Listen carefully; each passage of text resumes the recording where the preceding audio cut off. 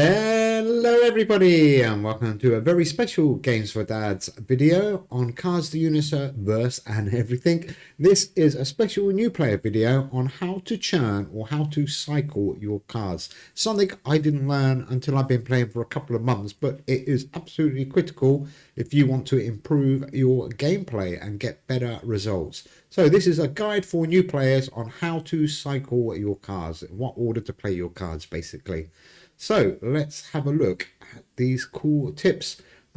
They are quite straightforward, so don't get too worried. There's a few simple tips here that we're going to show you and they are going to help. So you should know every deck has 18 cards and they will rotate over 5 rounds. So there's 3 turns per round and you can play a maximum of 3 cards per turn. Simple stuff.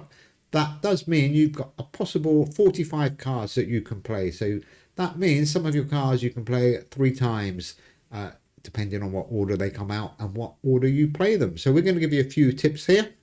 There I've marked up on the left, round 1, 2, 3, 4 and 5, and turn 1, 2, 3 and 4, or 1, 2 and 3 for each round, just to make it a little bit easier for us to follow what we're going to show you. So the first thing you probably need to know, or probably already know, or if you don't know, here we go, here's a good tip for you, is where the cards come out. So the 18 cards will remain in the order you play them. So it's important to remember that when you play them, they will come back in the order that you play them. So if you play 3 cards every turn, then the cards you play on turn 1, round 1, so the very first card will be dealt again on turn 3, round 2. There we go, that little pink star showing you where it's going to come back. So that's your first opportunity to play that card. And the yellow numbers on here are the possible order of your cards, 1 to 18. And the white numbers are when those cards, so the same number card, will come back again.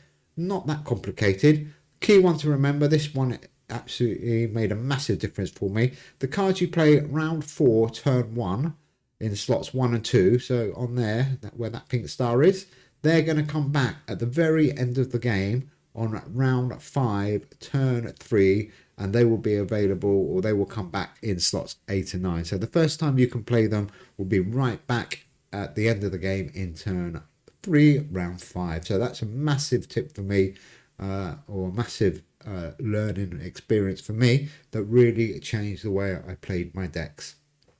So let's have a quick look at some of the basics. Just in case you don't know, you've got 5 cards at the start of each turn. Then they are at the bottom there. We've got a nice selection of rainbow cards. Not sure what deck this is from, but nice collection. And the order they come back, so it's important to remember. The first card you play is the yellow number 1, the second one, the yellow number 2, and the third one, number 3. That's the order of return. So, for example, if we play Dracula Power in that first box, he would be the first card to come back. And also, for your opponent, it's important to remember or keep an eye on your opponent to see what they're doing. Their cards are marked with a red 1, 2 and 3, and that's their order. So the card they play in box number 1 will be the first one of their cards to come back, and so on, box 2 and box 3. So therefore you can then start building up, either on a piece of paper or in your head, or however you want to do it, a good way of tracking both your cards and your opponent's cards, but it does help you make sure you get your cards in a certain order. For example, if you want to get Dracula Parrot around as often as you can, you would want to put him in that box number 1, and you know when he would come back. So there we go, just to give you that graphic again, this is the one that I printed off and kept. It's really useful. So basically it says the yellow number, and the first time it will come back for you to play again will be the white number. So let's pick a random one. Card number 5, which is turn 2, the 5th card. The first time you'll get an opportunity to play that again would be round 3, turn 1. There he is, he comes back there. Assuming, of course, you play 3 cards every turn. That's why I don't like the lovers, because it really ruins your rotation and you can lose track of your card. So if you're trying to practice churning, always play 3 cards. I learned actually doing it in casual. This is a casual deck that I put together, and I'm just going to show you a couple of examples that helps us track our cards. So here we go. Let's have a look at our very first card.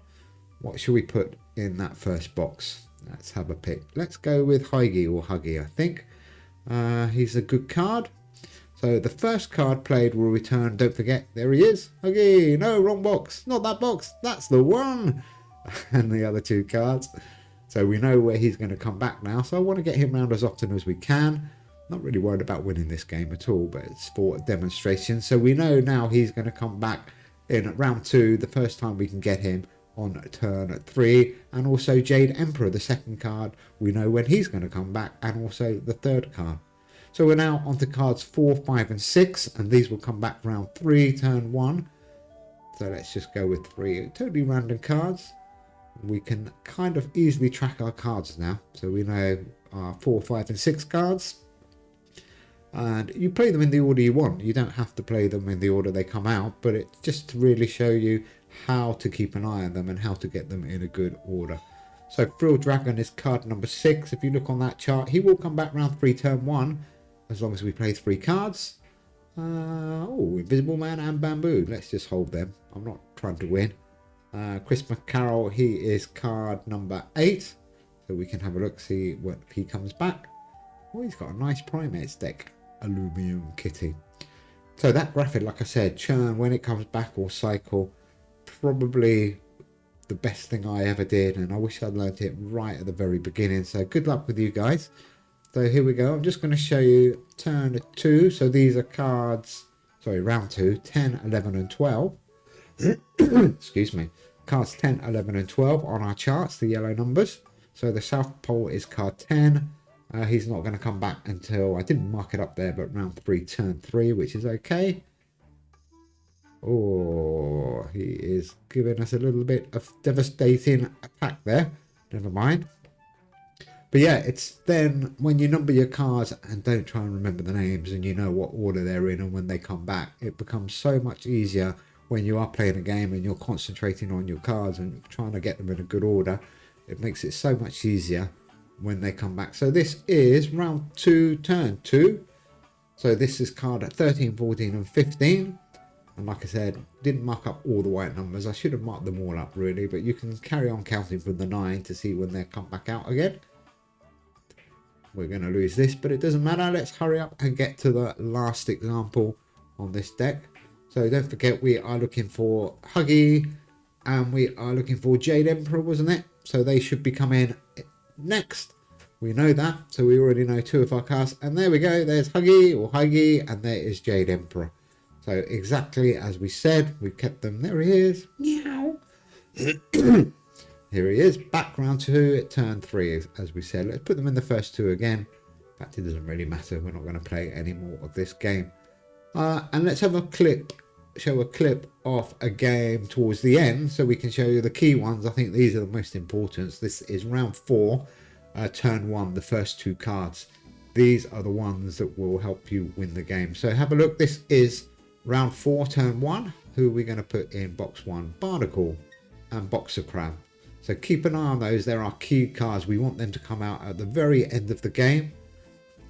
So it's gonna, I mean, it's a bad example, but normally you might put your 2 best cards there. Although they're not 2 bad cards. And we want them to come out at the very end and give us an opportunity to play them on round 5, turn 3. So let's see if they do come out. So none of these cards are going to come back now because there's not enough turns left. So this is the last time you would see any of these cards. I want to put him in. There we go. Let's just put him in. 4-1-1. Let's try and win the game. Oh, I'm getting too involved in trying to win a game here. Never mind. Very close. We do want to get to the 5th round, so we can't lose, actually. That's quite important. Oh, this would be a disaster if we lose this. We've got to get to the 5th round. What have we got? Little penguin, keep buffing them all up. Oh, that's okay. We've got some good penguins. Penguin decks are great, by the way. Do check out that penguin. There's that card 484. Yeah, that's great. Okay, so now we are onto the final turn, and I can't. Was Barnacle Goose? So we know Barnacle Goose and I can't remember the other one will come back round on the very last turn. So imagining that was a really super powerful card that you'd used, then you know you've got him again in round 5. So let's just get a score. Let's just get any cards out, to be honest here. Good old penguins. 376. I forgot how strong penguins were. I might have to revisit a penguin deck. bad. 240. I wonder if we're going to win this. We're 76 in the lead. I'm not sure if Barnacle Goose is going to help us out too much. But anyhow, we know he's coming. And the whole point of this video is to show you the cycling. Oh, we should have had some of them. Never mind. It's going to be a good score here. Little Penguin's a great card. If you haven't played Penguins before, check out that Penguin video. It is an absolutely amazing deck when you are first starting out. And it's pretty easy to build as well. And it's really fun. Okay, here we go. So we are looking for Barnacle Goose. And I really can't remember what the other one was. I should have written it down. Never mind, that's a bad example. There we go. So we have got our Barnacle Goose and the other one back, which was the Boxer Crab. There we go. 288. Oh, we're going to lose the game. It looks like we're going to lose the game. What a disaster. Never mind. But anyhow, guys, that great deck. Thank you. Oh, I didn't realize we were playing a real person. We were... Oh, hang on. Did we win? No, we lost. There we go.